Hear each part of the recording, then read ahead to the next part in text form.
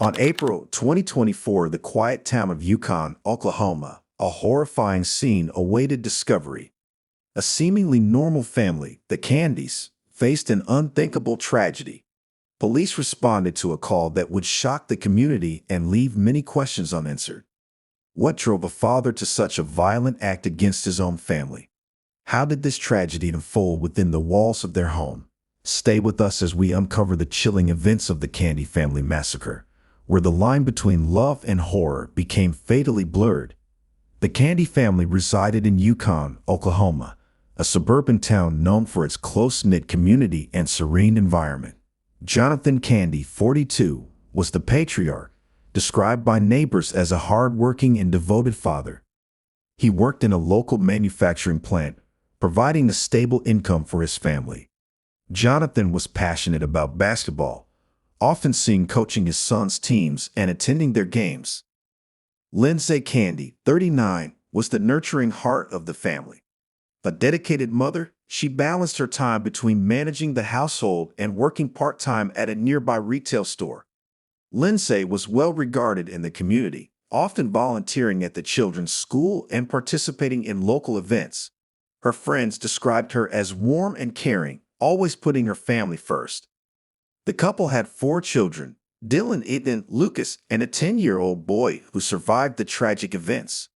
Dylan, the eldest, was preparing to graduate from high school with plans to attend college in the fall. He was a bright student, involved in various extracurricular activities, and admired by his peers for his leadership qualities.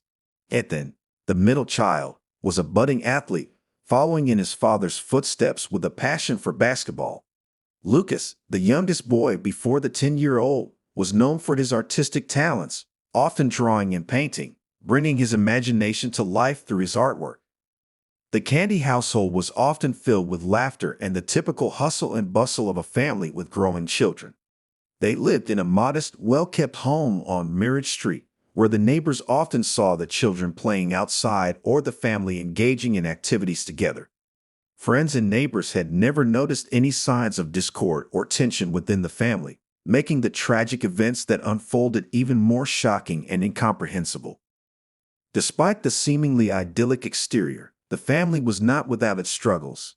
Jonathon and Lindsay had their share of marital issues, though none of their friends or relatives reported any signs of severe conflict or violence. They were seen as a loving couple, committed to raising their children in a supportive and caring environment. The Candy family was actively involved in their community. They attended local church services regularly, participated in neighborhood gatherings, and were known for their hospitality. Jonathon and Lindsay's commitment to their children's education and extracurricular activities was evident, as they were frequently seen supporting their sons at school events and sports competitions. The events of April 22, 2024 shattered the peaceful facade of the Candy household. On that fateful day, the police responded to a distress call from the 10-year-old boy, who found his family members deceased. The gruesome scene that awaited them was described as nothing short of a massacre. Jonathon Candy had fatally shot his wife, Lindsay, and 3 of their children before turning the gun on himself. The motive behind this horrifying act remains unclear, with no prior history of domestic violence or significant mental health issues reported. The aftermath of the tragedy left the community in a state of shock and mourning. Friends, neighbors, and relatives struggled to come to terms with the loss of a family they had known and cherished. Vigils and memorial services were held to honor the lives of Lindsay, Dylan, Ethan, and Lucas, while efforts were made to support the surviving child through this unimaginable trauma. The Candy family massacre serves as a poignant reminder of the hidden struggles that can exist within families and the importance of mental health awareness and support. The Candy family home in Yukon, Oklahoma, turned from a place of typical suburban life to a horrific crime scene on April when the police arrived. They were met with a chilling and chaotic scene that painted a clear picture of the violent events that had transpired.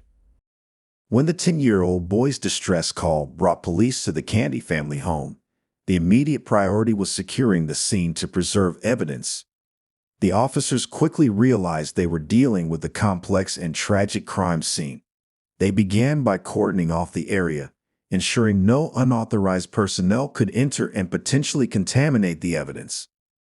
The forensics team arrived shortly after the initial responders.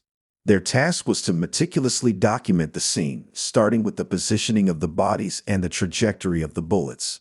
Each piece of evidence was photographed and cataloged before being collected. Blood spatter analysis provided crucial information about the sequence of events, helping to establish that Jonathon had moved methodically through the house during the killings. The team found Jonathon and Lindsay's bodies in the living room, with Jonathon holding the gun used in the murders. The discovery of the other children upstairs added to the understanding of Jonathon's movements. Dylan was found at his desk, suggesting he was caught unaware, while Ethan's position in the hallway indicated he might have been attempting to reach safety. The firearm used in the crime was a handgun registered to Jonathon. Ballistics analysis confirmed that all the bullets recovered from the scene were fired from this weapon. The gun was found with Jonathon's body, and residue tests confirmed that he had fired the shots. Investigators also looked into Jonathon's purchase and registration of the gun to understand if there were any recent changes in his behavior or actions leading up to the massacre. The gun's registration and Jonathon's lack of a criminal record initially pointed towards this being an isolated act rather than a premeditated long-term plan. Authorities seized digital devices from the house, including computers, tablets, and phones, hoping to uncover any messages, searches, or documents that might shed light on Jonathon's state of mind. Examination of Jonathon's phone and computer revealed recent searches related to financial difficulties and mental health issues.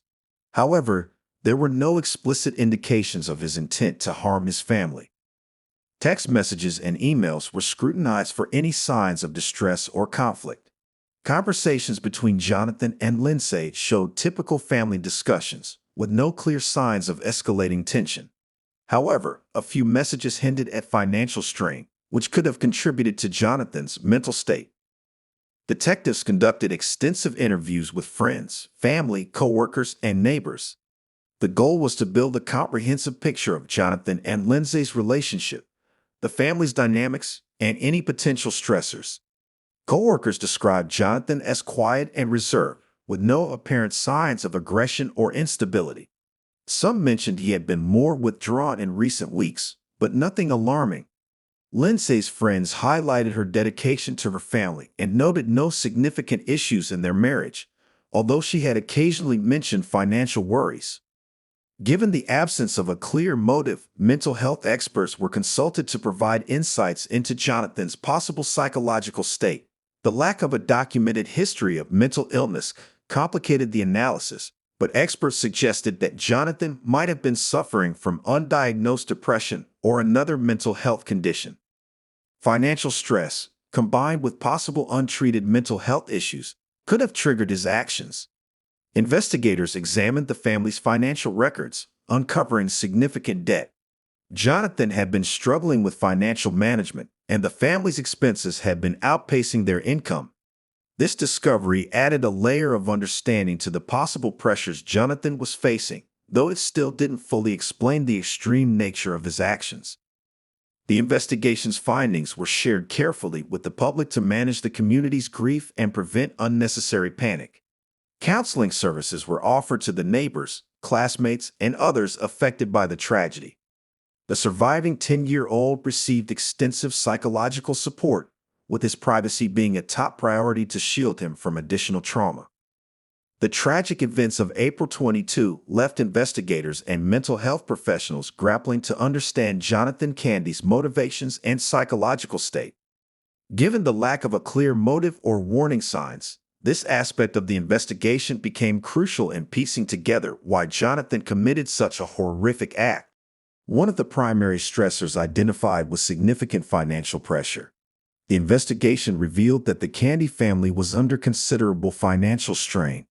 Jonathon had been struggling to manage their debts, and there were indications that the family's expenses far exceeded their income. While financial stress alone is seldom a direct cause of such extreme actions, it can exacerbate underlying mental health issues and contribute to a sense of hopelessness and desperation.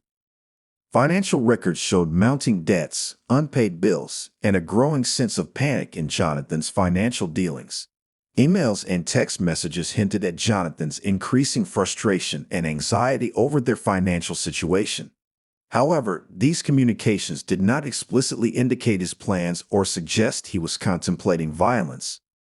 Although Jonathan had no documented history of mental illness, experts believe he may have been suffering from undiagnosed mental health conditions, such as depression or anxiety.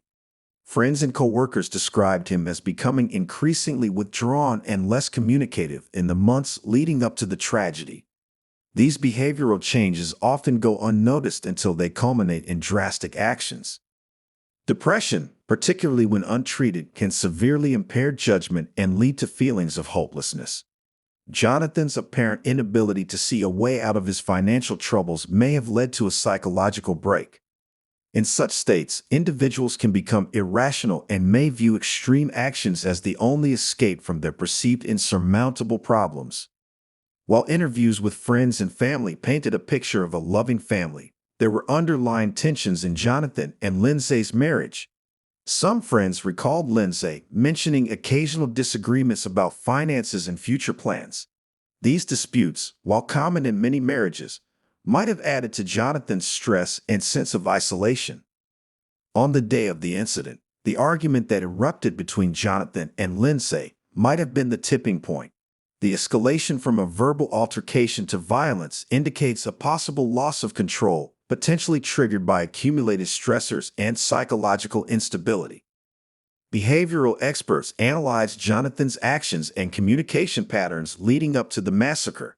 They noted that Jonathan displayed signs of extreme stress and potential burnout. His work performance had declined, and he seemed less engaged with his family and social circles. These changes, though subtle, were indicative of someone struggling internally. Psychologists suggest that Jonathan may have experienced a cognitive distortion, where his perception of reality became increasingly negative and skewed. In this state, he might have convinced himself that there was no way to improve the situation, leading to a tragic resolution. Cognitive distortions are common in severe depression and can lead to drastic and illogical decisions. One of the critical factors that might have contributed to the tragedy was the lack of a robust support system. Jonathan's increasing withdrawal meant that he was less likely to seek help or share his struggles. Friends and family reported that Jonathan rarely opened up about his feelings or asked for assistance, preferring to deal with issues privately. This isolation can be dangerous as it removes external perspectives and advice that might help an individual reconsider drastic actions. In Jonathan's case, his inability to reach out for help left him alone with his escalating thoughts and feelings, culminating in the massacre. A psychological autopsy, which involves reconstructing a deceased person's mental state and behaviors, was conducted to better understand Jonathan's mindset. This included reviewing his medical records, interviewing people close to him, and analyzing his communications and behaviors. The goal was to identify any missed signs of distress or triggers that might have contributed to his actions. The autopsy confirmed that Jonathan exhibited several risk factors for severe depression ideation, including financial strain, social isolation, and behavioral changes. However, the lack of overt symptoms or prior incidents made it difficult for those around him to recognize the severity of his condition. The massacre prompted a broader discussion within the community and among mental health professionals about the importance of recognizing and addressing mental health issues. Workshops and seminars on mental health awareness were organized, aiming to equip people with the skills to identify and support those in distress. Experts emphasized the need for regular mental health checkups, particularly for individuals experiencing significant life stressors. They also highlighted the importance of creating environments where people feel safe to share their struggles without fear of judgment. The Candy family massacre sent shockwaves through the tight-knit community of Yukon, Oklahoma. In the immediate aftermath, residents were stunned, struggling to process the sudden and brutal loss of a well-liked family. The Candys were known to many in the community, and their deaths left a profound impact on friends, neighbors, and acquaintances. Memorials and vigils sprang up almost overnight, with people gathering to mourn and remember Lindsay, Dylan, Ethan, and Lucas. Community members organized several vigils and memorials to honor the victims and provide a space for collective mourning. These gatherings served as an outlet for grief and a way to offer support to the surviving son. Candlelight vigils illuminated the nights as people shared stories, prayers, and moments of silence in remembrance of the Candy family. Local churches and community centers hosted memorial services where friends and family could come together to pay their respects. The tragedy left the surviving 10-year-old boy deeply traumatized. In response, the community rallied to provide support. A fund was established to cover his immediate needs, including counseling and long-term care. Local mental health professionals volunteered their services, offering therapy and support groups for the child and others affected by the event. Schools implemented additional support measures to help students cope with the loss of their classmates and to provide a safe space for expressing their emotions. In the wake of the massacre, there was a heightened awareness of the importance of mental health. The community launched several initiatives aimed at promoting mental health awareness and preventing similar tragedies in the future. Workshops and seminars on mental health were organized, focusing on recognizing the signs of mental illness, stress management, and the importance of seeking help. Local organizations collaborated to create resources and support networks for individuals struggling with mental health issues. The media coverage of the massacre was extensive, drawing national attention to the small town. While this brought a spotlight to the community, it also posed challenges. The intense media scrutiny sometimes felt intrusive to residents trying to grieve and heal. Nonetheless, the coverage also highlighted the need for better mental health support systems, sparking public discussions on the topic. Experts were invited to comment on the psychological aspects of the case, contributing to a broader understanding of mental health issues.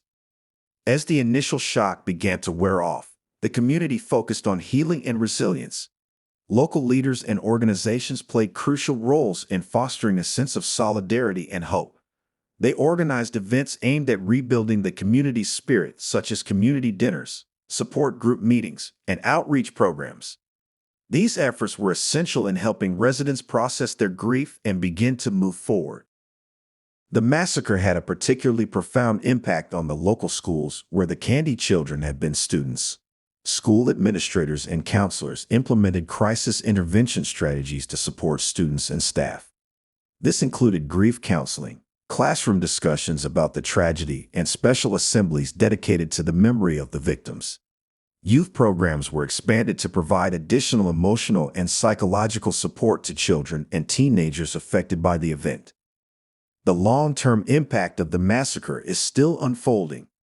For many in Yukon, the event has left an indelible mark, changing the way they view their community and the importance of mental health. The tragedy has prompted ongoing efforts to create a more supportive and aware community.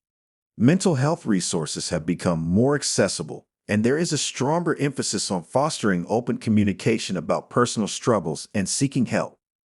The Candy family massacre also spurred discussions on legislative and policy changes at both the local and state levels. Lawmakers began examining the adequacy of existing mental health services and the need for improved access to care.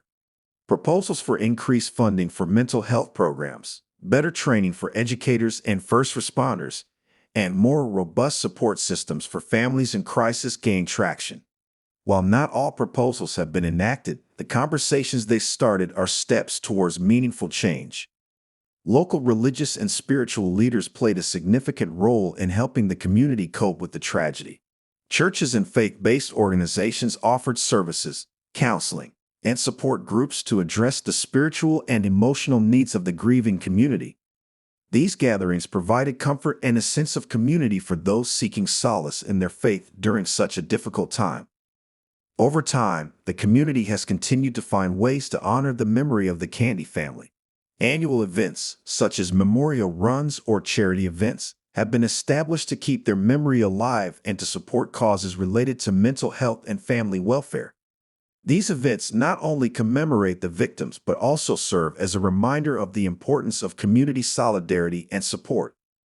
In addition to immediate support measures, the tragedy has led to the development of educational programs aimed at preventing future incidents. Schools and community centers have incorporated mental health education into their curricula, teaching students about the importance of mental well-being, how to recognize signs of distress in themselves and others, and how to seek help. Outreach programs have also been launched to reach vulnerable populations, ensuring that those in need have access to the necessary resources and support.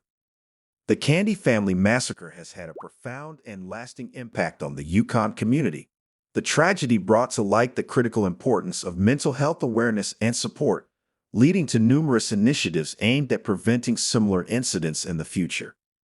Through collective grief and resilience, the community has come together to support one another, honor the memory of the victims, and work towards a future where such tragedies are less likely to occur. The legacy of the Candy family lives on in the continued efforts to build a stronger, more supportive, and more aware community.